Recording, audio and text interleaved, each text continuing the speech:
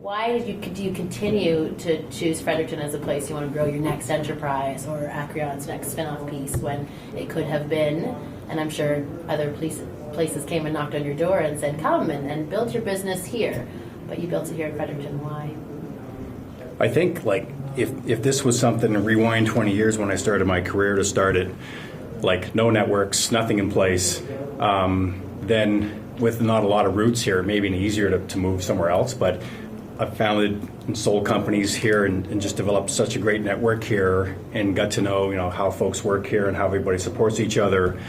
And at this point, if I wanted to start something new, like 2.5 years ago, Blue Spurs in another city, it would be really, really difficult. I mean, I had such a great network built up here and a good initial customer base that this made perfect sense. And nowhere did I ever think, well, okay, I'll grow it here, then I'll move it. Really, the plan is to keep growing it here. Now, I've got offices, mainly like sales offices and some development office outside of it, but I just can't imagine having to rebuild that in another location, especially with all of the support that we get here and the talent and whatnot. It just, at this stage, it wouldn't make any sense to pick any other location. When I kind of stop and poke my head up and look at kind of what's going on, there's tremendous stuff happening here in terms of what's happening in Planet Hatch here and so when I take the time, I can know without a doubt, very easily reach out and make any number of contacts that are willing to talk to me and support me and things like that. It's really, it does feel like that close-knit family. It's just, when I need to reach out, I can, right? I feel the support there. I probably don't actively use it as much as I should, and because you don't really see me out a whole lot. But when I do get out, it's pretty refreshing to see everybody working together. And it's you just get the feeling if you need help, it's there. You'd see it by talking to people, but you're not going to see the kind of the blueprint of a list of things that we're doing. I think it's just a matter of us feeling that there's a better way to do software development, there's a better way to manage your systems, and just everything that we do is more with this approach of we could do it better, and we can, and really we have the confidence that we can do it just as good as somebody in Silicon Valley or wherever.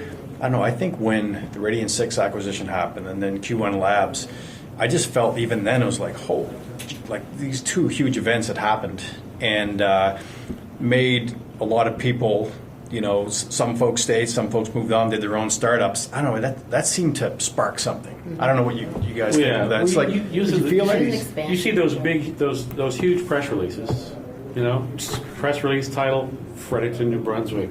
Yeah. It's this, also people go, what is Fredericton?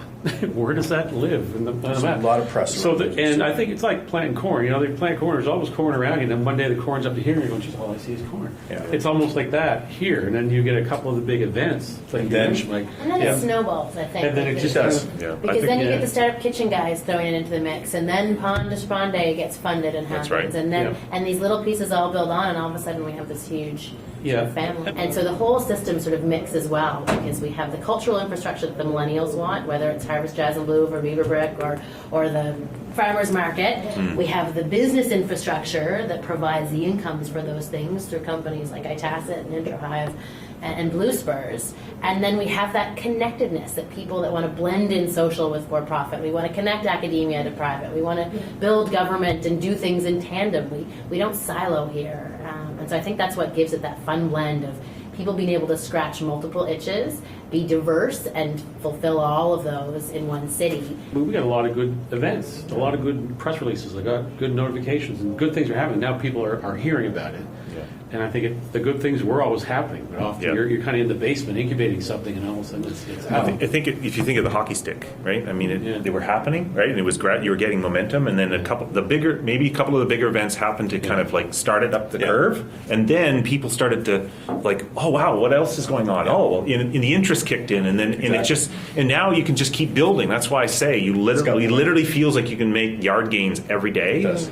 Across all sectors in terms of people collaborating, because the story is all the threads of the story are starting to merge together into one story, and I think that's a big piece of it. There were always lots of success stories, but they can be woven together, and you can dive down deep into those individual stories if you want, but they all seem to have a common pattern and thread now, and of course that's helping to hockey stick it. So we've got to focus now, and we're really driving forward, and we've got these assets, and we're really starting to leverage them together. But we learned what to do, what we like to do, and what worked and what didn't work. And so we reapplied it. And so when we went into Radiant 6, it was kind of like, now we know the stuff to avoid, now we know the stuff to focus on. And then when I think about Introhive, same idea. I mean, we have former Radiant 6, myself, this would be, number 3 in terms of or more for startups, but 3rd in terms of tech space. But then we have some of the Radiant 6 guys that have been there for the first time now into their second ones. And that kind of experience where they're bringing what I learned from the Radiant 6 culture into it. And the same thing with the Chalk Media BlackBerry guys, same thing. They're coming in second time. It's kind of like getting back on the bike again. And then we're bringing in new talent, which is getting that exposure. So I think it's that we've got a big enough ecosystem now that you're going to get, there is a pool that's big enough to support like senior talent in each one, like as you're bringing these startups along. Maybe it's the hyper story of the kitchen party is we have the business council, the IT council, other groups of people just wanted to get together and work with each other.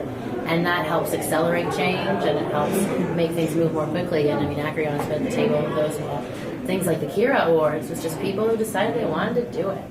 And maybe we do that more here in New Brunswick, and particularly in Fredericton as a center of that, even though we reach out and wrap our arms around all the other parts of the province.